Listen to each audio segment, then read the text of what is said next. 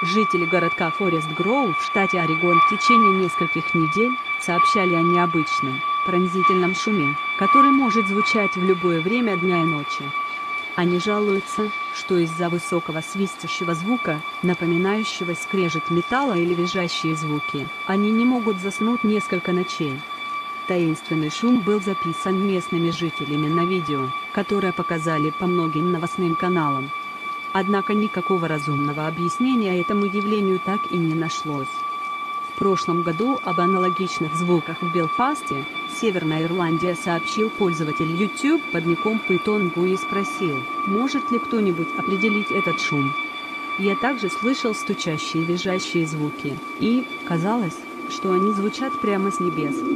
Мне кажется, что это влияет на летящих птиц, заставляя их снижаться и чуть ли не падать на землю, особенно когда звук становится очень высоким, сообщил местный житель.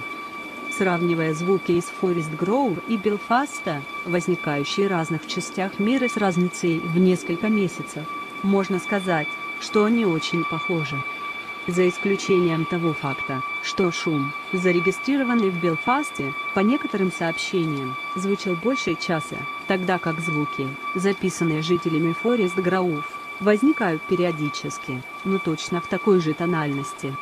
Некоторые полагают, что звуки в Белфасте могли оказаться сиреной, которая доносится с военной базы в Голливуде, графство Даун, Северная Ирландия.